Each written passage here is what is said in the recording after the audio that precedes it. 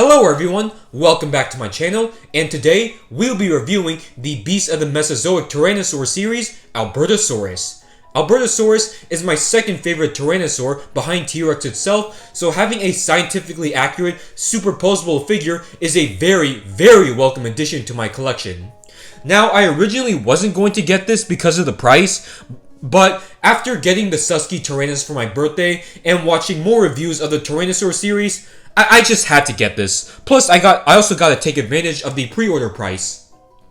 So let's take a quick look at the packaging as always. David Silva has done a fantastic job with the box. The box is already looking very beautiful, and we're not even onto the figure itself yet. So on the left, 15 and up, Albertosaurus sarcophagus, Tyrannosaur series, Beast of the Mesozoic logo, which is also on the top of the box as well as the side. On the right side of the packaging, you've got a lovely artwork of the Albertosaurus. And on the back, there's some information about this animal, a render of the figure, and the other Wave 3 Tyrannosaurs. So we've got Eotyrannus, Moros Intrepidus, Electrosaurus, Daspletosaurus, Gorgosaurus, and Tarbosaurus. I also got the Electrosaurus, and the one I'm definitely getting next would be the Gorgosaurus. I love the detailing and the paint job on that one. So let's waste no time and see what this Albertosaurus has to offer. Here's the Albertosaurus out of the packaging, and what a beautiful dinosaur model. This is yet another win from the Tyrannosaur series. Despite the large size, the joints are very fluid and easy to pose.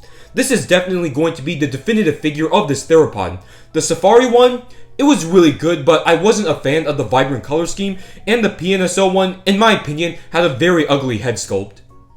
Let's bring out the tape measure for some quick measurements. In this neutral pose, this dinosaur is about 6 inches tall at the hips, and about 20.5 inches long from head to tail. So Albertosaurus in real life was estimated to be around 9 meters in length, so this would fit perfectly in that 1/18 scale range. Per usual with these Tyrannosaurs, you do get many accessories, like the base with the grass and rock terrain, and the peg so you could put the non-articulated legs in, then several different foot pieces. So this is the foot piece with the toes about to be lifted off the ground, and these are the toes that are off the ground. And here's the 2 articulated legs with the flat feet, and a nice little collector's card, which basically features the same facts and artworks that you saw in the packaging. But this time you get a better look at the artwork. You can clearly see 3 Albertosaurus chasing a Pachyrhinosaurus herd. Starting off with the head sculpt, you can see all of the nice detailing, like the smoother skin on the fenestra and eye area, and to the thicker scales on the bottom jaw. And there's the 2 pointy keratinous crests to help differentiate Albertosaurus from Gorgosaurus. There's the nostrils and the ear holes.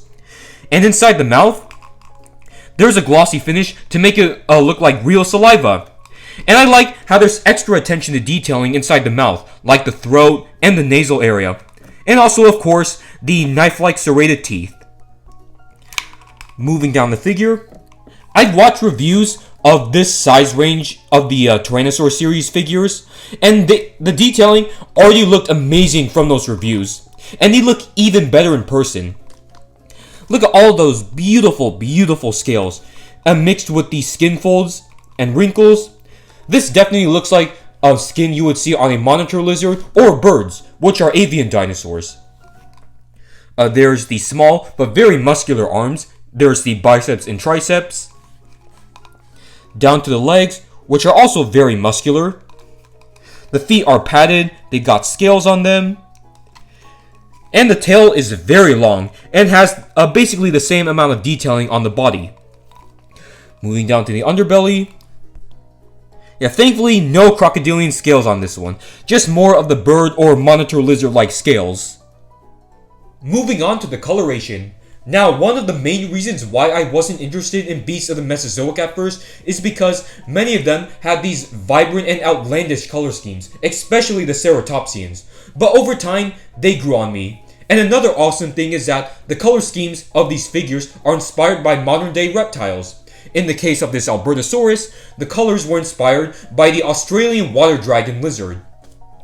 Now, the paint consists of a sandy color for the underbelly that goes down the tail, and is also present on the face, a nice brown striping on the middle of the body, a light green on the thighs, a swamp green on the top of the figure, and a nice looking black striping that continues at the back of the head and goes all the way down the body. And there's also some brown around the black striping as well. Overall, I absolutely adore this color scheme. It's one of the more natural looking paint jobs, and the swampy color suits its animal very well. Just like the other BoTM dinosaurs, this has a lot of articulation.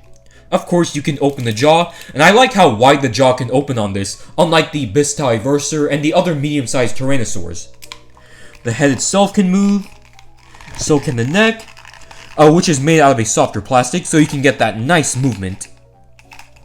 All joints in the tiny arms can move, including the wrists, the torso, the legs, and all 3 joints in the tail. So this Tyrannosaur has 17 points of articulation, 21 if you're using the movable legs.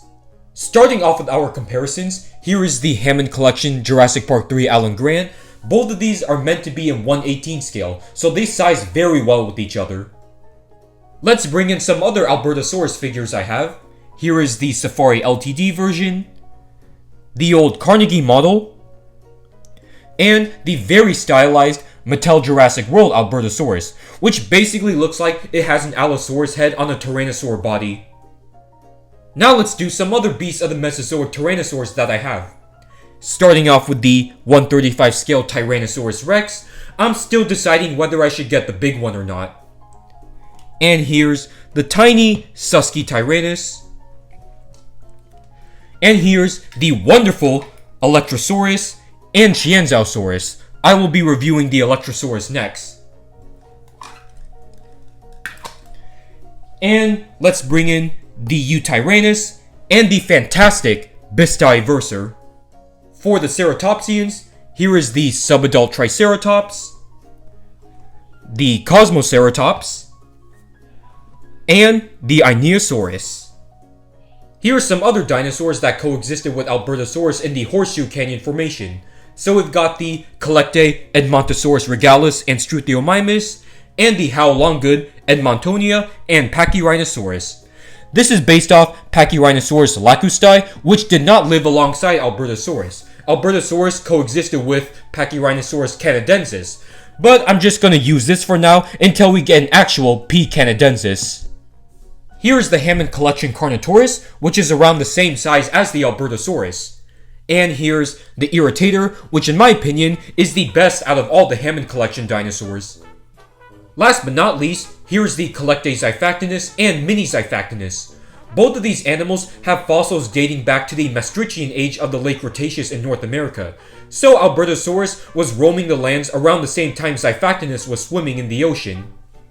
Well, there you have it everyone, that was my review on the Beasts of the Mesozoic Tyrannosaur series, Albertosaurus. David Silva has knocked it out of the park yet again with this figure. Wonderful color scheme, smooth joints, crispy detailing, and scientific accuracy, this Albertosaurus has it all. This is definitely going to be one of my favorites from this series, though picking a number 1 favorite is going to be very difficult, especially since there's so many great ones. But some of my favorites are going to be this Albertosaurus, the Gorgosaurus, the Electrosaurus, the Bistyversor, and the 1/35 scale T-Rex. So this figure, in my opinion, deserves a perfect 10 out of 10. If you want one for yourself, you can get it off of Creative Beast Studios' website. I'll leave a link down below in the description. So if you enjoyed this review, leave a comment down below, like and subscribe. It really supports my channel. And I will see you all in the next video.